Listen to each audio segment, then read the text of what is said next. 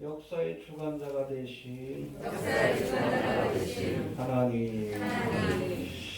우리가 구약의 예언서라고 하면 대표적으로 다니엘과 스가랴, 그리고 신약의 예언서라고 하면 요한계시록이 있습니다. 여기 보면은 역사를 통해서 일어날 나라들과 또 마지막 때에 등장할 하나님의 나라에 관한 그런 예언의 말씀들, 이 예언의 말씀들은 아직 성취되지 않은 것들이 많이 있습니다. 네, 그런 예언의 말씀들이 있는데, 이런 예언의 말씀을 우리에게 기록하여 그 글을 읽게 하신 이유가 있어요.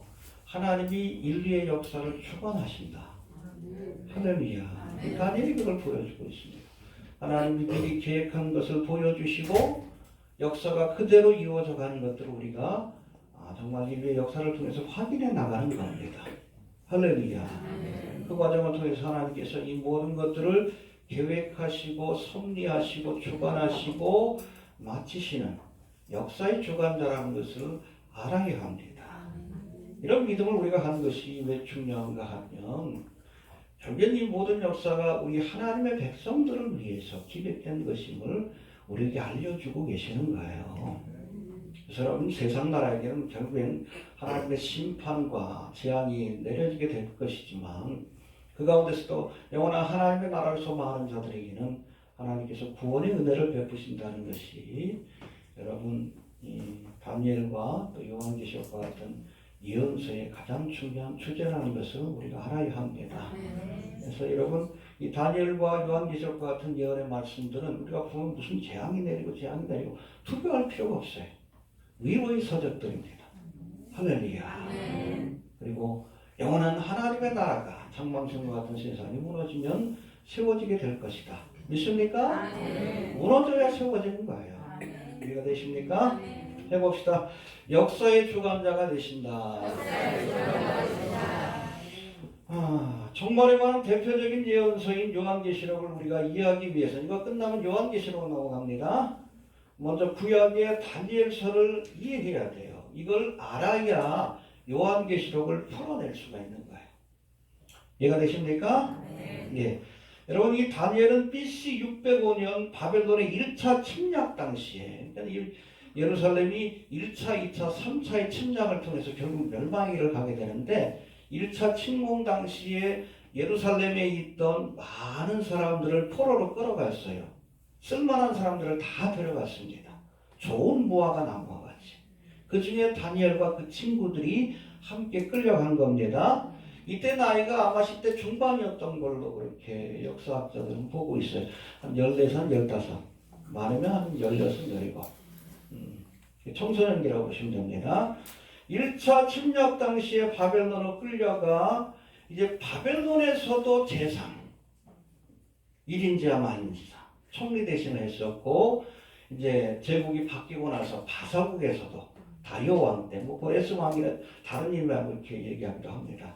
이때도 재상을 지낸 아주 이스라엘뿐 아니라 전 세계적으로도 굉장히 유명한 위대한 그런 인물로 기록되고 있는데, 여튼 이 바사국의 재상으로 일하면서 이제 이스라엘과 바벨론 이후에 등장할 세상 나라에 대한 예언들, 그건 여러분 종말의 때에 등장할 적그리스도의 나라에 관한 예언까지 포함된 그러한 세상 나라들에 관한 예언들을 그렇게 남긴 선지자다, 그렇게 보시면 됩니다. 그 중요한 것이 바로 2장 신상에 관한 그런 말씀과 또 7장 똑같은 내용이지만 여기서는 네 짐승으로 묘사된 그런 앞으로 등장하게 될 세상 나라에 관한 예언의 말씀들이 기록되어 있다, 그렇게 보시면 될 것 같습니다.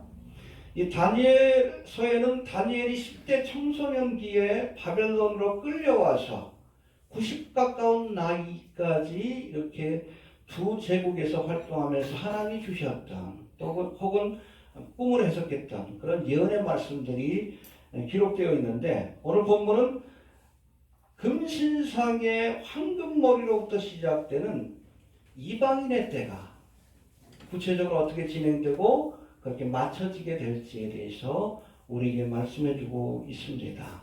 여러분, 누가복음 21장인가 보면 21장 24절에 보면 BC 721년에 북이스라엘이 어디에 대해서 멸망합니까? 아수르에 의해서.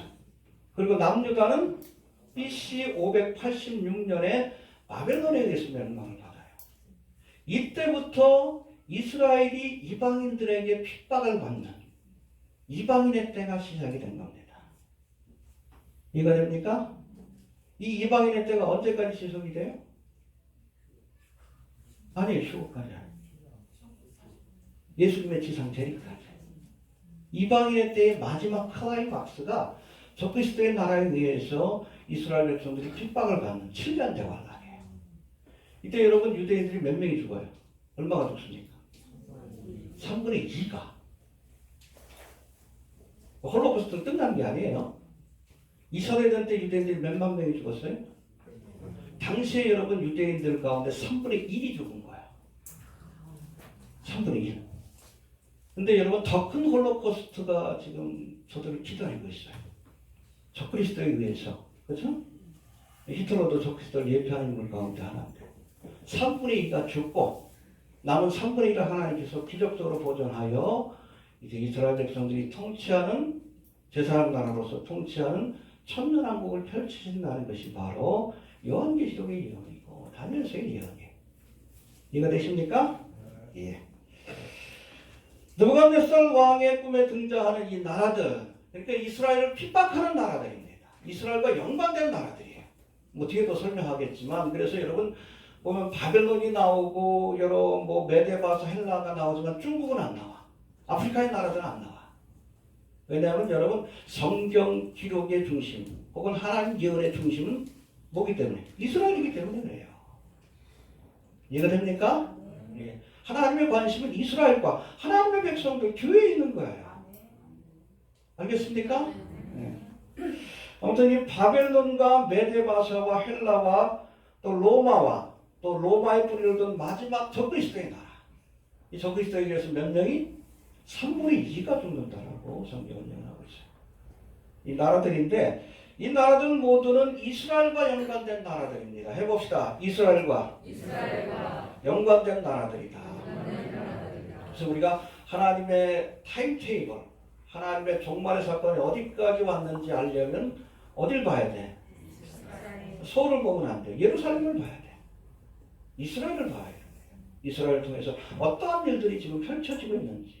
이것이 바로 하나님의 예언하신 종말의 때가 어디쯤 왔는지를 알 수 있는 확실한 증거입니다. 이해가 됩니까? 네. 아무튼 이런 나라들이 연이어 일어날 터인데 마지막 때가 되면 뜨인 돌 대신 사람이 떠내잖아. 이 돌은 떠낸다라고 표현합니다. 해석장에서 돌을 떠낸다라고 얘기합니다. 산 전체가 바위로 되어 있기 때문에 그걸 적당한 크기로 떠내서 그걸 가지고 건축할 때 쓰는 거예요. 일반적으로 사람이 떠내죠. 커팅한다고 하는데 사람의 손도 떠내지 않은 뜨인 돌. 이게 예수님이에요. 예수님이 오셔서 그 신상의 팔을 치심으로 세상 나라를 상징하는 신상이 무너지고 사라지고 그 돌이 점점 커져서 온 천하에 가득 차게 되더라. 할렐루야. 이게 바로 예수님이 통치하는 하나님의 나라예요. 거기에 이스라엘 백성들은 제사장 나라로서 참석하는 것이고 우리 그리스도인들은 그렇죠. 신부로서 왕국의 권세를 가지고 참여하게 되는 겁니다. 에스더서에 보면 에스더는 왕국, 모르드게는 제사, 그 관계하고 이해하시면 됩니다. 이해가 되십니까? 예. 아무튼 이 하나님의 나라 천년왕국이 세워질 것이다라고 말씀하고 있습니다. 이처럼 마지막 때에 세워질 하나님의 나라는 이스라엘과 이스라엘을 둘러싼 세상 나라와의 갈등 속에서 탄생할 나라이기에 우리가 하나님의 구속사가 어디까지 진행됐는지 알려면 어느 나라를 봐야 돼? 여러분 미국을 보는 게 아니에요. 도쿄를 보는 게 아니에요. 아프리카의 나라를 보는 게 아니에요. 이스라엘을 중심으로 이스라엘에서 어떤 일들이 벌어지고 있는지 특별히 성경의 말씀에 비추어서. 알겠습니까? 네. 신상에 등장하는 네 번째 나라인 로마에 의해서 사실 이스라엘이 AD 70년에 예루살렘이 멸망을 받고 결국엔 역사 속에서 사라지고 이방 땅에 흩어져서 1900년 동안 그렇게 흩어져 살다가 2차 대전 직후 1948년 5월 14일에 고토로 돌아가서 나라를 재건하게 돼요. 에스겔 37장에도 예언이 되어 있습니다. 거기 외에도 여러 군데. 이게 여러분 종말의 때가 가까운 가장 확실한 증거라고 얘기를 하는 겁니다. 이스라엘은 나라가 있어야 종말의 사건이 일어날 수 있기 때문에 그래요. 마지막 한일의 사건. 이 9장을 강의할 때 말씀드리겠지만. 알겠습니까? 해봅시다. 이스라엘을 봐야 한다. 감람산 강화에서도 예수님께서 말씀하셨죠. 무화과 나무에 새잎이 돋는 것을 보거든 그날 종말의 날이 가까운 줄로 알라. 겨울에 죽었던 것 같은 저희 집에도 지금 무화과 나무가 새잎이 돋고 있어요. 일부러 심어놨어. 내가 10년 전에. 작년에 열매를 많이 맺었어. 아무튼 새잎이 돋는 것을 보면 이제 그러니까 여러분 이 무화과나무 잎이 다른 나무들보다는 좀 늦게 펴요. 여름 가까이 왔을 때 나무에 잎이 피면서 열매로 같이 나옵니다. 잎이 폈는데 거기 열매가 하나 맺혔어요. 신기하더라고 보니까. 무화과나무에 새잎이 돋는 것을 보거든. 겨울에 죽었던 것 같은 무화과나무의 새로운 잎, 그렇죠? 1900년 동안 역사 속에서 사라졌던 것과 같은 이스라엘이 역사 속에 다시금 등장하는 것을 보거든. 고토로 돌아와 나라를 재건하는 것을 보거든. 그 날이 가까운 줄. 종말의 날이, 메시아의 날이, 재림의 때가 가까운 줄로 알라라고 말씀하는 겁니다. 이해가 됩니까? 이 종말의 사건과 연관된 이스라엘에 관한 또 다른 중요한 예언이 바로 에스겔 38장과 39장에 나옵니다. 그게 바로 뭐에 관한 거예요? 곡과 마곡의 전쟁. 이스라엘 주변의 국가들이 연합해서 이스라엘을 치는 핵심 국가가 어디가? 시리아는 아니죠. 이란과 터키와 러시아, 수단과 북아프리카의 나라들. 그런 나라들이 연합해서 다 이슬람권이에요. 러시아는 제외하고. 이스라엘을 치는 그런 전쟁. 이 곡과 마곡 전쟁이 일어나고 나면 에스겔 40장부터는 제3성전에 관한, 물론 뭐 천전하고 성전이긴 하지만 성전이 재건되는 환상을 보여주십니다. 그러니까 여러분 성전이 세워졌다는 건 뭐예요? 7년 대환란이 시작될 수 있는 모든 조건이 구비됐다는 뜻이에요. 곡과 마곡 전쟁이 일어나고 나면 적그리스도가 등장해서 7년간의 협약을 맺음으로 이스라엘에게 허락된 마지막 한일의 사건, 7년 대환란이 시작될 겁니다. 물론 그 전에 교회는 휴거됩니다. 알겠습니까? 시험의 때를 면 편이라는 약속이 주어졌기 때문에. 그래서 교회가 떠나야 이스라엘이 역사 속에 등장할 수 있는 거예요.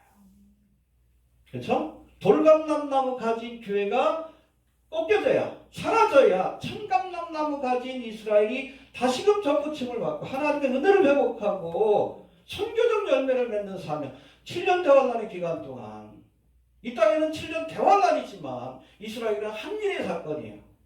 이스라엘 회복과 구원을 위한 시간입니다. 그런 시간이 펼쳐질 수 있는 겁니다.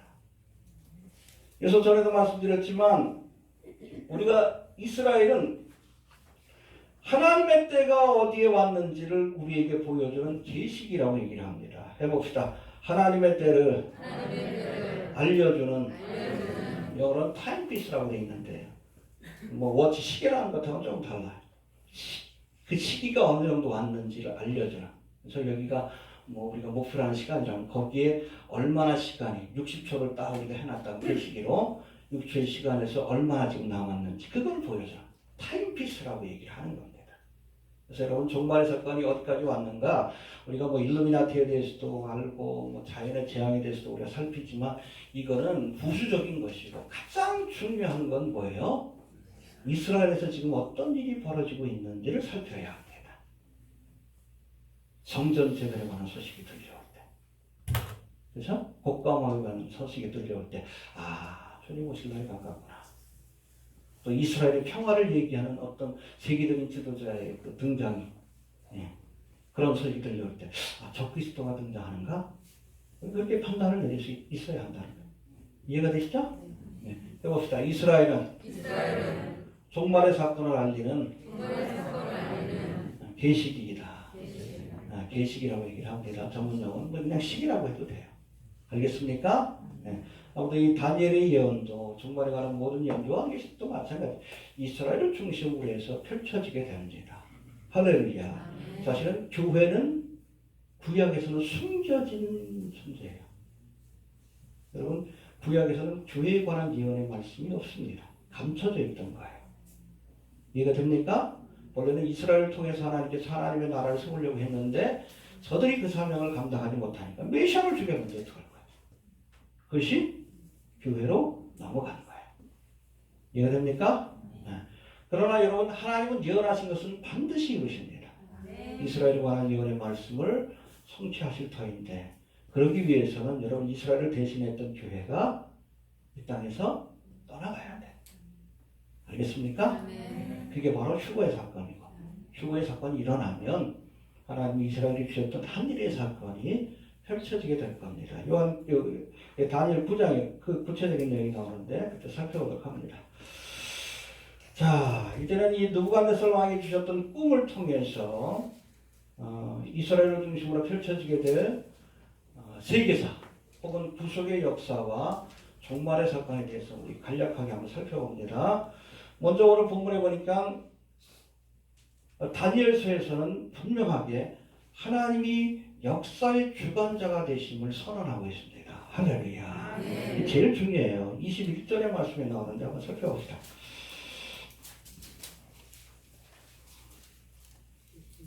(21절) 2장 21절 시작.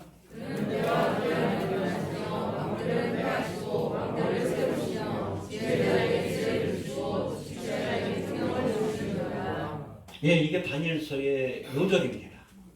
하나님은 때와 기한을 정하시고, 그렇죠? 바벨론의 때를 정하셨어요. 그렇죠? 포로 생활이 70년에 이르게 될 것이다. 그 후에는 너희가 고토로 돌아올 것이다. 때와 기한을 하나님 정하신 거예요. 알겠습니까? 영원한 나라는 없어요. 영원한 나라. 하나님이 정하신 때와 기한이 있습니다. 우리나라도 영원하지 않아요.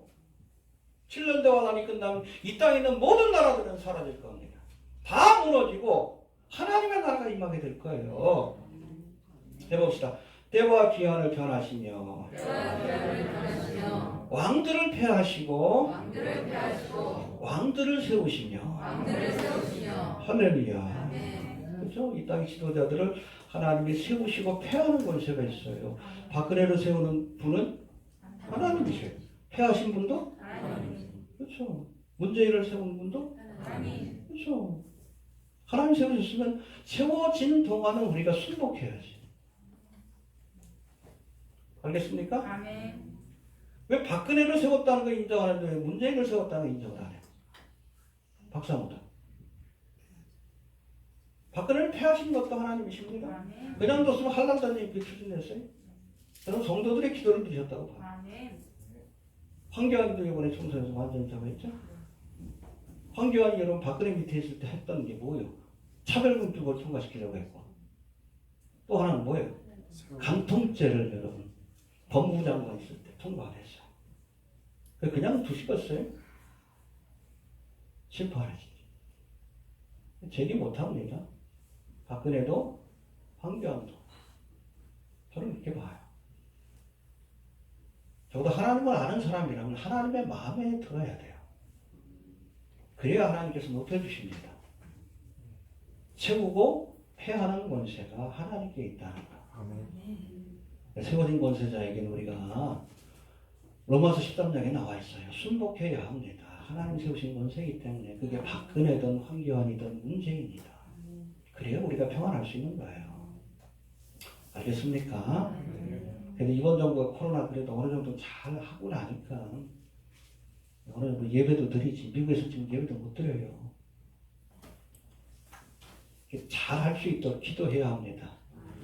이태원 오신 분에 빵 터졌죠? 터질 줄 알았어요. 뭐 전 국민한테 이제 게이 동성애자들이 얼마나 추잡한 그런 삶을 살았는지가 다 드러나잖아. 블랙 사우나? 블랙 뭐 숙면방? 이게 뭐냐면 사우나인데 찜질방인데 그냥 뻘거벗고 목욕하고 뻘거벗고 20명이든 30명이든 모여가지고 난교를 벌이는 곳이에요. 예전에 그 염한섭 거기 원장이 특별히 에이즈 치료해 주시는 그분이 그런 글들을 많이 했어요. 거기서 에이즈에 걸리고 성병에 걸리고 그런 사람들이 너무나 많은 거예요. 특별히 청소년들. 그렇게 여러분 에이즈가 걸리면 정부에서 600만 원 정도의 치료비와 생활비를 줘요. 그러면서 지금 차별받는데. 그렇게 뒹구니까 거기서 코로나가 퍼지지. 그렇게 뒹구니까. 우리나라에서는 이 코로나가 내가 보기엔 바이러스가 아니라 소독약 같아. 신천지를 깨끗하게 치웠잖아. 요번에 동성애자. 정치권 목사들도 다 저거 해. 하나님이 소독약으로 쓰신 거야. 한 달 정도 끊었으면 좋겠어. 적어도 여러분 이제 이 사건이 이제 대중들의 머릿속에 이렇게 박히죠. 그래서 어제는 보니까 블랙 무슨 사우나인가? 블랙 뭐 취침방인가? 이게 지금까지도 실감 1위예요. 일부 사람들만 알고 있었던 동성애자들의 더럽고 지저분한 문화가 대중들한테 알려집니다. 이거 끝나고 나면 이제 여러분 퀴어 특장 돌 던집니다. 지민들이 돌 던집니다. 이번 정권에서 절대로 이제 차별공조 통과를 못합니다. 네. 왜냐하면 저들 그냥 놔두면 내가 죽는데 코로나. 하나님이 바퀴벌레를 청소하시는 소독약으로 쓰시는 거예요. 코로나. 이게 하나님 역사의 주관자예요. 마귀는 마귀 일을 하지만 이게 참 재미난 거예요. 욥기에도 보면 그러잖아요. 마귀는 마귀 일을 해. 하나님의 사람이 욥을 괴롭히는 일을 해. 근데 하나님은 이 사탄 마귀를 통해서 뭘 또 하십니까? 욥을 연단해요. 하나님의 일을 하는 거예요. 그렇잖아요. 빌 게이츠나 일루미나티들이 이 코로나를 통해서 뉴월드 오른도를 만들려고 자기 일들을 하는데 희한하게 우리나라에서는 이것 때문에 여러분 신천지는 한국교회를 30년 넘게 괴롭혔어요. 박멸하지 못했어. 코로나 때문에 완전히 죽어있잖아요. 교회가 얼마나 여러분 퀴어 규제를 반대하고 그렇죠. 차별공조 통과되면 안 된다고 얘기를 했는데 이번에 그 사태로 인해서 이제 이것도 그냥 물로 건너간 거예요. 하나님이 일주일 만에 다 해결해 보시고 저는 기도한 그 기도의 응답이라고 봅니다. 여러분 코로나 사태 때문에 한국교회 안에 있는 그 정치권 목사들 가론유대 후예들 다 처단됐잖아요. 왜 세상 나라의 목숨을 걸어? 그리스도인들이 바라봐야 될 것은 영원한 하나님의 나라인데. 해봅시다. 역사의 주관자가 되신다. 그는 때와 기한을 변하시고. 그렇죠? 매네매네 대결이에요. 말 안 들으면 패해버리십니다. 너 때가 됐다. 넌 달아보니까 안 되겠다. 왕을 세우기도 하고 패하기도 하는 권세가 하나님이 있던 거예요. 우리가. 그래서 하나님을 두려워해야 돼. 누간네살도 두들겨 맞잖아. 뒤에 나와. 벨사살 왕은 그날 밤에 죽었어. 성경 지면서 술 마시다가 그날 밤에 죽었어. 그날 밤에. 다리오 왕에 의해서. 고레스 왕의 또 다른 이름이라고도 합니다.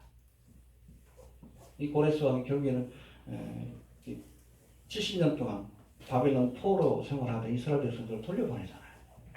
하나님이 역사하시는 겁니다. 해봅시다. 하나님이 역사의 주관자가 되신다. 사실 성경이 다른 그 종교의 경전과 가장 두드러진 특징이 뭔가 하면 예언의 정확성이에요. 근데 그게 정확할 수밖에 없어. 왜? 하나님이 역사의 주관자이기 때문에. 근데 자유주의 신학자들은 그걸 못 믿어. 그러니까 다니엘서가 뭐 뒤에 예언이 나오겠지만은 이후로부터 쭉 그러니까 그 바빌론 이후로 펼쳐지는 그 지역의 제국들에 관한 역사를 다 기록한 거예요. 그러니까 바벨론이 멸망하고 나면 메데파사 제국이 일어날 것이고 헬라 제국이 일어날 것이고 로마가 일어날 것이고 할렐루야. 정확하게 그렇게 됐어요. 그 나라들이 등장하기 전에 주신 예언인데. 근데 이게 자유주의 신학자는 하나님을 안 믿으니까 이걸 믿을 수가 없는 거예요. 하나님이 역사의 주관자이심을 인정하지 않으니까. 뭐라고 공색하게 변명합니까? 요거는 6세기 때, 이게 다니엘서에 나왔듯이 6세기 때 기록된 글이 아니라 이미 역사 속에서 로마가 등장하고 나서 후에 어떤 사람이 다니엘이라는 이름을 도용해서 기록한 것이다. 그렇게 주장해. 하나님이 역사의 주관자임을 믿지 못하기 때문에 그런 거예요. 궁색하죠. 궁색해.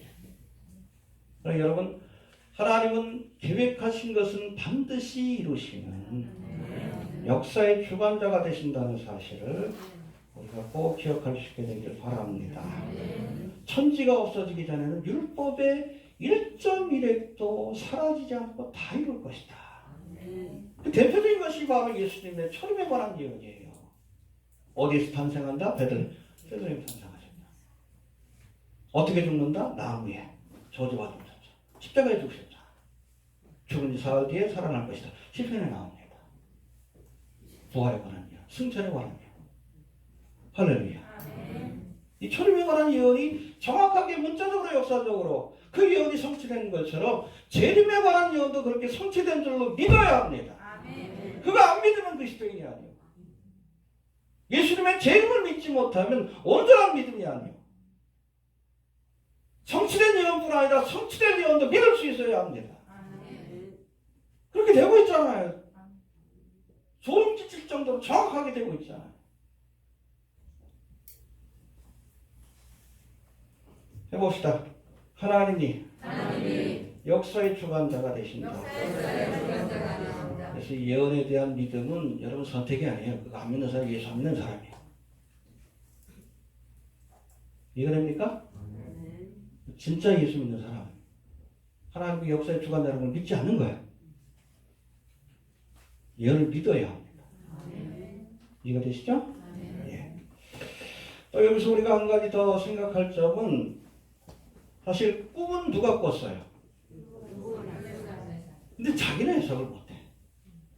뭔가 어떤 특별한 징조를 주시는 어떤 사건을 알려주시는 몽조라는 것은 아는데 그것을 해석할 능력이 없는 거예요. 누가 해석을 해줍니까? 하나님의 말씀을 받아서 해석해 준 거예요. 비슷한 사건이 창세기 41장에 나오죠. 바로왕이 꿈을 꿨어. 무슨 꿈을 꿔? 들판에 보니까는 살진 암소 7마리가 있는데 갑자기 빼빼 마른 암소 7마리가 나타나서 잡아놓아. 또 두 번째 꿈을 꾸는데 보니까는 이번에는 들판에 충실한 이삭 7개가 있는데 뒤에 나타나 메마른 이삭이 그걸 잡아먹어요. 이 몽조가 있는 꿈인 줄 아는데 해석을 못 내려. 누가 해석을 해줘요? 요셉이 해석해주지. 여러분 지금 세상 사람들도 세상이 이상하게 돌아가고 있다는 거 알아요. 그렇죠? 전쟁, 지진, 기근, 오염. 해남에서 왜 갑자기 지진 소리가 들려요? 불의고리가 살아나고 있고 메뚜기 재앙이 지금 있고 코로나 전염병이 퍼지고 있고 뭔가 이상하잖아요. 사탄 숭배자들이 본격적으로 노골적인 활동을 시작하고 왜 그냥 가수들마다 이래 왜? 근데 그게 구체적으로 어떤 의미인지를 몰라. 누가 해석해줘야 돼요? 하나님의 사람들이 해석을 해줘야 돼. 다니엘이 여러분 느부갓네살 왕의 꿈을 해석했듯이 이 시대에 여러분 하나님의 백성들이 있잖아요. 세상 사람들은 뭔가 이상하게 돌아가는 건 그 정도까지는 알아. 그러나 그게 구체적으로 뭔지를 몰라요. 그 징조의 의미가 뭡니까? 회개하라? 하나님의 나라가 가까웠다는 거예요. 하나님의 심판이 가까웠다는 겁니다. 그걸 우리가 해석해줘야죠. 그래서 우리 모든 그리스도인들은 여러분 다니엘뿐 아니라 다니엘과 요셉처럼 시대의 징조를 해석하는, 알려주는, 그래서 세상 사람들한테 알려줘야 돼. 목사들도 모르는데 어떻게 해? 교인들도 모르는데. 배워야지. 왜 몰라요? 말씀이 없어서 모르는 거야. 하나님 주신 말씀을 해서. 다니엘도 요셉도 하나님 주신 말씀으로 해석한 거예요. 주셨잖아요.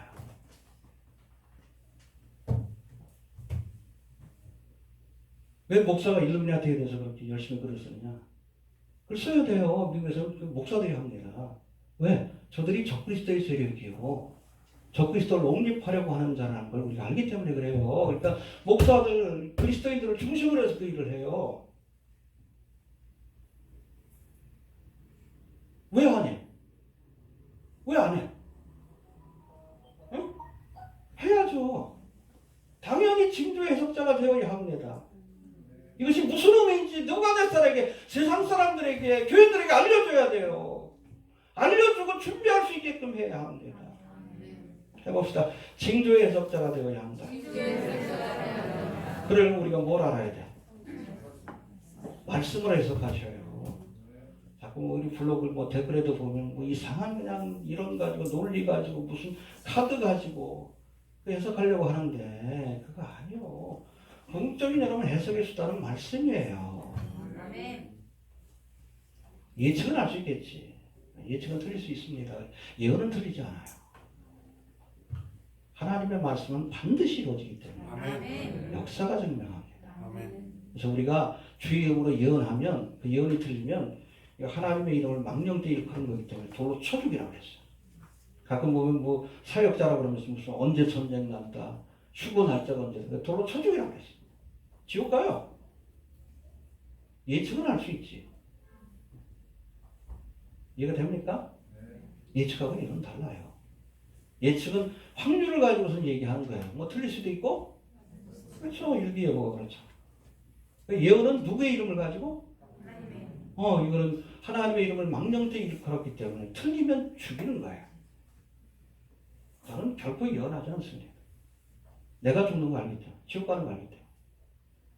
함부로 하면 안 돼요. 징조의 해석자가 되어야 합니다. 그럼 하나님의 말씀하신 것은 반드시 이루어진다. 인류의 역사가 증명합니다.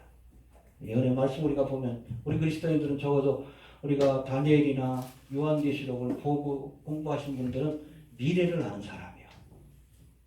나와 있잖아요. 마지막 적그리스도인 하나가 세워질 것이다. 할렐루야. 되고 있잖아. 유엔에서도 밀레니엄 프로젝트라고 해요. 그러니까 지들이 나라 세우면 밀레니엄이 1000년이라는 뜻이거든요. 라틴어에서 나온 건데. 1000년 맞는 지속될 걸로 착각해. 근데 성경에서는 몇 년 동안? 아니요, 3년 반. 7년 되고 아니고 초반기에는 그걸 만드는 과정이지. 뉴월드오더를 만드는 과정이지. 기껏해야 3년 반. 그것도 대접의 재앙으로 정신없이 두들겨 맞다 끝나는 거예요. 저기 나와 있어요. 이 돌 대신 예수님이 오셔가지고 다 부셔버리잖아. 다 때려 부시고 하나님의 나라를 세우는 겁니다. 세상 정치를 바꾸려고 하면 안 돼. 이거 됩니까? 주님 오셔서 다 때려 부실 건데. 세상을 바꾸려고 하면 안 돼요. 우리 그리스도인들 뭐 해야 돼? 그래서 어떤 분은 그렇게 묘사를 합니다. 타이타닉호라고 세상은. 세상 나라는 가라앉고 있죠. 가라앉고 있는데 거기에 무슨 가구 배치를 다시 하고 페인트 칠을 다시 하고 천정을 다시 이건 좀 하긴 했어야 돼. 아무튼 다시 하고 의미가 없는 거예요. 어차피 가라앉을 거니까. 가라앉고 있는 것을 우리가 알면 해야 될 일이 뭡니까? 한 사람이라도 빨리 구명정에 태워가지고 가라앉지 않는 배로 옮겨야죠. 세상 나라를 변화시키려고 하는 그게 정치신학이지. 정광훈이, 정동수, 로마 카를도 마찬가지고. 왜 가라앉는 여러분 배를 변화시키려고 해요? 하나님이 가라앉도록 역사하시는데 거기 있는 사람들을 끄집어내서 구명정에 태워서 그렇죠? 교회로 좀 데리고 나와서 영원히 가라앉지 않는 배로 옮겨 실어야지. 하나님의 나라로. 이해되시죠? 여하튼 징조의 해석자가 되시길 바랍니다. 해봅시다. 징조의 해석자가 되자. 구체적으로 느부갓네살이 꾼 꿈과 그 해석에 대해서 한번 살펴봅시다. 31절부터 한번 봅시다. 시작.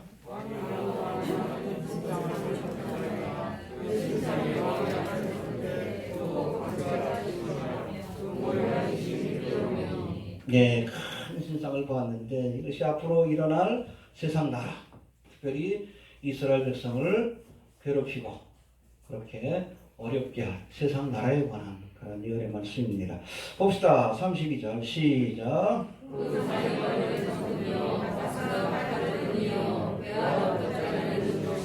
예, 이 전국으로 된 우상의 머리 이게 뭘 상징해요? 바벨론과 느부갓네살 왕입니다. 그래서 성경의 개념에서 킹하고 킹덤은 같은 개념으로 이해해야 돼요. 같은 땅이지만 누가 다스리는가에 따라 적그리스도가 이 땅을 다스리면 뭐가 돼요? 지옥과 킹덤 오브 헬이에요. 이해됩니까? 지옥과 같은 왕국이 펼쳐지는 거예요. 그러나 주님이 다스리면 킹덤 오브 헬은 천국이 되는 거예요. 이해됩니까? 네. 우리의 마음속에 주님이 오시면 우리의 심령이 천국이 되는 거예요. 그래서 킹하고 킹덤은 같은 개념으로 이해를 하셔야 합니다. 그러니까 이 정금머리는 바벨론 왕과 바벨론 제국을 상징합니다. 그리고 다음 일어날 나라가 뭡니까? 가슴과 팔들은 은이요. 해봅시다. 가슴과 팔들은 은이요. 그렇죠? 또 메대와 바사가 페르시아가 합쳐서 만든 제국. 그래서 메대 바사 제국. 거기 특별히 그 페르시아의 그 지분이 많았기 때문에 보통 페르시아 제국이라고 합니다. 지금의 어느 나라예요? 이란이에요. 바벨론은 지금 어디 나라입니까? 이라크예요. 이거 되십니까? 이 역사적으로 이 바사국이 실제로는 이스라엘에겐 좋은 나라예요. 바벨론 포로에서 해방시켜준 좋은 나라인데 이슬람 혁명이 일어나면서 이게 지금 이란이 오히려 이스라엘을 공격하는 나라로 바뀌어진 거예요. 이해가 되십니까? 예, 바사국. 이 바사국의 고레스 혹은 다리오 왕도 여기 은으로 된 그런 가슴과 팔에 해당된다. 이렇게 보시면 됩니다. 그리고 나서 일어나는 나라가 뭡니까? 배와 넓적다리는 롯이요. 이 페르시아 제국을 무너뜨리고선 세워진 나라가 뭡니까? 우리가 잘 아는 알렉산더 대왕이 세운 헬라 제국입니다. 근데 알렉산더 대왕이 32살인가 일찍 어린 나이에 죽어요. 죽는데 뭐 두 가지 원이라고 합니다. 세계정복을 끝내고 나니까 허탈해진 거야. 그러니까 쾌락에 빠집니다. 특별히 동성애에 빠졌어. 에이즈에 걸려 죽었다는 것이 정설입니다. 이태원 사건하고 비슷하죠? 어찌됐다. 그러고 나니까 그 밑에 있던 4명의 장군이 나라를 세워요. 이 헬라 제국을 4수로 나눠가지고. 그 4나라 가운데 특별히 이스라엘과 연관된 나라, 이쪽 나라는 아예 그냥 이쪽 헬라 쪽에 있으니까. 2나라는. 여기 시리아 땅에 있었던 셀루쿠스 왕조와 그리고 이집트 땅을 차지했던 북방왕과 남방왕이에요. 프톨레미 왕. 여기 셀루쿠스 왕조 가운데 일어난 왕들 가운데 하나가 안티오쿠스 에피파네스인데 그가 바로 적그리스도를 예표하는 인물 가운데 하나입니다. 이거 뒤에서 한번 살펴보도록 합니다. 여튼 헬라 제국이 일어나고 이 헬라 제국을 누가 멸망을 시킵니까? BC 168년인가 3년인가 그런데 로마에 의해서 멸망을 당해요. 철로 된 종아리. 여러분 모든 거기 나오는 금속 가운데 가장 강한 것이 철이에요. 세상을 부셔뜨리는 가장 강력한 역사 속에 등장한 강력한 제국이 바로 로마입니다. 그리고 마지막으로는 철과 지능이 섞인 10개의 발가락 7장에서 10불로 상징되는 적그리스도의 나라입니다. 그 뿌리를 어디에 둔다고요? 로마. 신성 로마 제국이라고 얘기를 합니다. 이 히틀러가 여러분 2차 대전을 일으킬 때 그때 내건 슬로건이 바로 신성 로마 제국을 재건하겠다. 시도하다가 실패했죠. 행적도 비슷하죠? 유대인들을 3분의 1이나 600만 원 죽였어요. 앞으로 적그리스도가 등장하면 더 잔혹한 일들을 벌이게 될 겁니다. 7년대 환란의 기간. 물론 그 고난을 통해서 이스라엘이 하나님 앞에 회개하고 돌아오는 역사가 나타나게 될 겁니다. 이해가 됩니까? 예. 그리고 맨 마지막에 계속 읽어봅시다. 몇 절까지 읽었죠? 예. 33절 봅시다. 시작.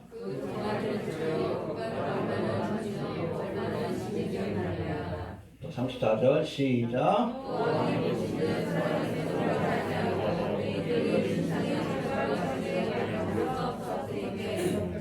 예, 여기 보면 세상 나라에 대해서는 5개 나라에 대해서 말씀하죠. 정금, 머리, 이게 뭐예요? 바벨론, 가슴과 팔, 은으로 되어 있는 것, 그 다음에 일어날 메대 바사 제국, 그 다음에 노수로 된 배와 넓적다리, 헬라 제국, 그 다음에 철로 된 종아리, 이건 뭡니까?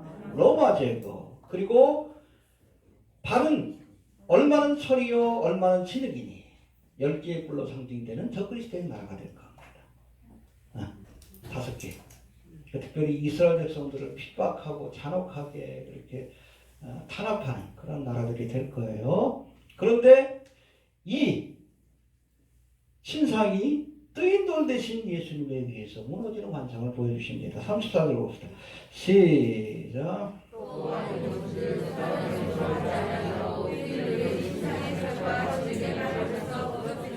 그렇죠. 마지막 저 그리스도의 나라를 무너뜨리며, 그렇죠? 어떤 일이 벌어집니까? 35절 시작.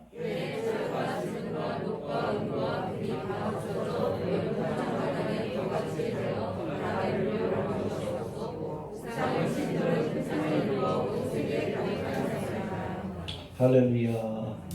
결국엔 주님께서 이 땅에 재림하셔서 세상 나라를 심판하시고 하나님의 나라를 세우게 될 겁니다. 알겠습니까? 그게 바로 온 천하에 가득 찬 뜨인 돌이 상징하는 마지막, 그게 바로 성경적 의미의 뉴월드 오더입니다. 세계 정부예요. 적그리스도는 그것을 흉내내고 있는 거예요. 예수님의 자리를 뺏으려고. 이해가 되시죠? 예. 흥미로운 것 2가지가 있는데, 여기 보면 느부갓네살 입은 신상이 머리로부터 시작해서 아래로 내려갈수록 가격이 떨어져요. 그래서 금에서 놋, 쇠, 그리고 진흙까지. 인류의 역사가 여러분 진화하는 것이 아니라 퇴화하는 겁니다. 알겠습니까? 그걸 보여주시는 거예요. 물론 기술적으로는 지금 뭐 진화했을지 모르지만 진보가 아니라 퇴보의 길을 가고 있는 거예요. 오히려 아담과 여러분 창세기에 나온 사람들, 기록된 사람들이 우리보다 훨씬 육체적, 정신적 능력이 뛰어났다라고 얘기를 합니다. 인류는 진화가 아니라 퇴화를 하고 있다. 인류의 역사도 진화가 아니라 퇴화하고 있다. 봐봐요. 얼마나 집중을 합니까? 이태원, 그 게이드, 동성애자들. 사람들이 이렇게까지 타락했어. 전국에서 다 모였대, 이번 휴일 때. 그래서 뭐 제주도에서도 가고, 부산에서도 가고, 청주에서도 가고, 여기는 뭐 청주에서 오신 분들 계시는데, 하여튼 다 모였어, 다 모였어. 소돔 가고 뭐야, 소돔 가고 뭐야. 아마 하나님 심판할 때 아마 강남에 제일 먼저 불이 떨어질 것 같아. 그래서 이태원. 이태원하고 강남. 어찌됐다.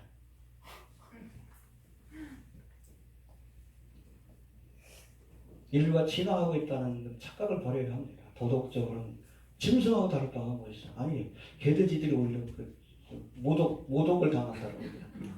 개만도 못하잖아요. 하는 짓거리들 봐. 사실 이 동성애는 성중독, 정신질환 중에 하나예요.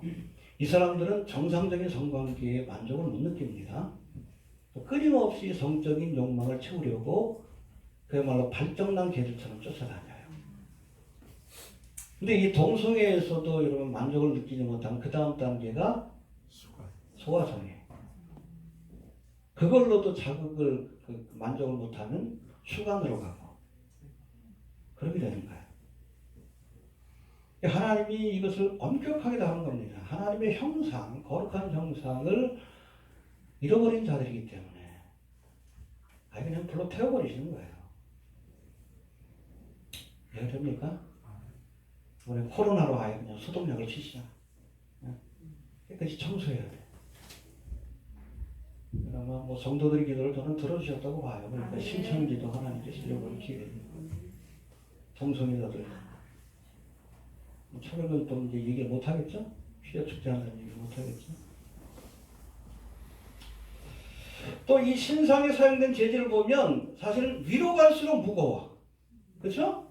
그 금속 가운데 제일 무거운 게 금이요. 조금만 있어도 굉장히 무거워요. 금덩어리는. 그 다음에 은이고 노시고 그 다음에 철이에요.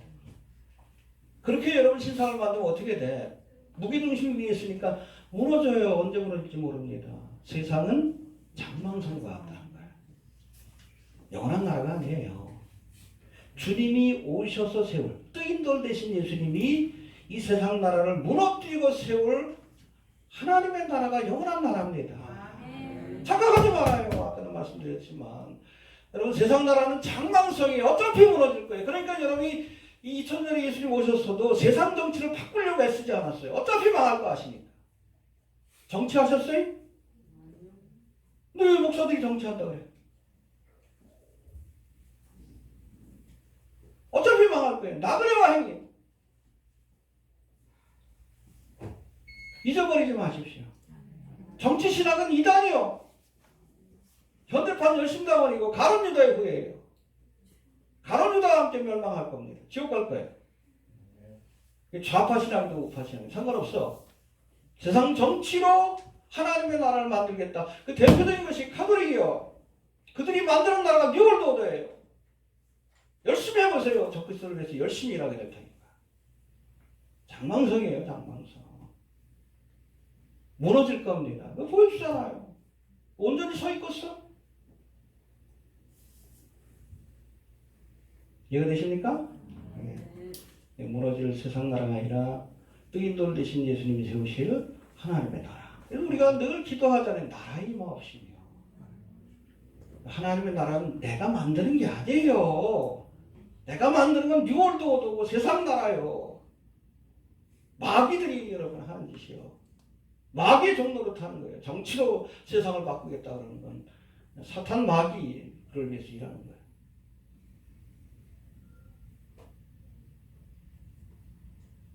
하나님의 나라는 임하는 거예요. 나라에 임하옵시며. 주님이 오셔서 만드시는 나라입니다. 내가 만드는 나라가 아니에요. 우리는 그냥 거기에 참여하는 거예요. 믿어요. 이해가 됩니까?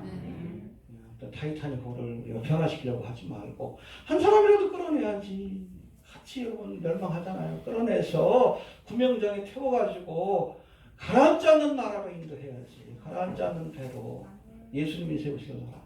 이해가 되십니까?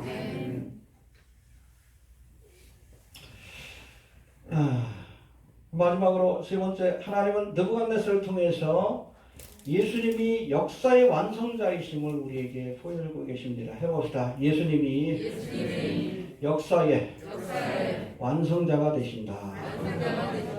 예, 44절 45절 봅시다. 44절 45절 시작.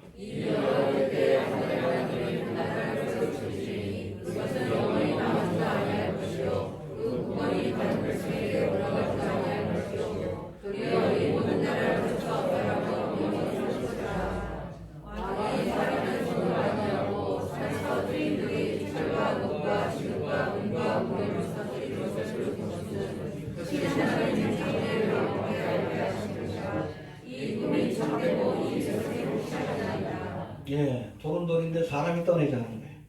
하나님께로부터 온 겁니다. 예수님을 상징해요. 성경에 보면 예수님을 돌로 많이 묘사하죠. 건축자의 버린 돌이 모퉁이의 머릿돌이 되었다. 코너스톤. 또 어디 나옵니까? 고린도서 10장에 보면 예수님을 이스라엘 백성들이 광야길을 걸을 때 물이 없으니까 하나님께서 어디에서? 그렇죠. 고린도서 10장에서는 이것을 이 반석을 예수 그리스도다. 예수님이 생수의 근원이 되신다. 할렐루야. 또 베드로전서 2장 4절에 보면 예수님을 보배로운 리빙스톤. 리빙스톤. 유명한 여러분 선교사 아시죠? 이게 산돌이라는 뜻이에요. 산돌. 정확하게 라이프 기빙 스톤입니다. 우리에게 생명을 주시는 돌이다. 오늘 본문에 보면 뜨인 돌. 예수님이 오셔서 재림하셔서 이 땅에 세우실 나라가 영원할 것이다. 이렇게 말씀하고 계십니다. 할렐루야. 주님이 오셔야 합니다. 요한계시록의 끝에 바로 예수님의 재림으로 이 땅에 하나님의 나라가 세워지는 모습을 우리에게 보여주고 계시는 거예요. 이해됩니까? 그 나라를 소망합시다. 장망성과 같은 세상 나라에 우리가 마음 두지 마시고. 할렐루야. 그때 예수님께서 세상을 다스립니다. 천년왕국 기간 동안. 그렇죠? 예수님이 둘째 아담으로. 그 둘째 아담의 부인은 누구요? 교회예요. 우리가 둘째 이부입니다. 이스라엘은 대상 나라죠. 할렐루야. 예. 그 영원한 나라 우리가 바라볼 수 있게 되기를 바랍니다. 중요합니다. 하나님께서 바벨론 왕 느부갓네살에게 꿈을 꾸게 하시고 그걸 누구에게? 다니엘에게 해석하게 하셨습니다. 우리 그리스도인들은, 하나님의 사람들은 징조의 해석자가 되어야 합니다. 뭘 갖고? 하나님이 주신 말씀을 가지고 열심히 배워야 돼. 성경을 모르니까 성경 말씀대로 지금 눈앞에 펼쳐지고 있는데 그래도 모르잖아. 배우려고도 하지 않고. 목사들이 열심히 배워가지고 가르쳐야 되는데 목사들도 배우려고 하지 않아. 소경이 소경을 인도하지. 교인들도 모르잖아요. 쓸데없는 신천지 같은 이단한테 빠지지. 요한계시록 가지고 장난치잖아. 제대로 배워야 이 다니엘서를 통해서 이게 무슨 의미고 구약의 말씀을 통해서 무슨 의미인지 알아야지. 사실은 성경은 성경으로 해석하는 겁니다. 다 나와요. 성경 안에. 성경을 모르니까 엉뚱한 소리를 해도 내가 대림 예수다 그래도 그런가 그러지. 성경을 제대로 모르니까. 내가 두 증인 가운데 하나다. 그런가? 성경을 제대로 모르니까.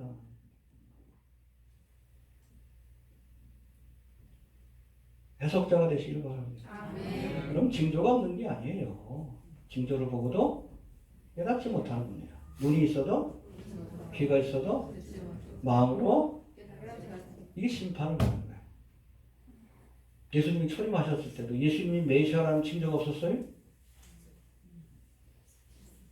징조 보여줬잖아요. 소경이 눈을 뜨고 귀머거리가 듣고 죽은 자가 살아나고 가난한 자에게 복음 전파되리라. 이사에 나오는 예언인데 그 예언이 지금 주님 앞에 펼쳐지고 있는데도 보면서도 그거를 이해를 못해. 믿으려고 하지 않아.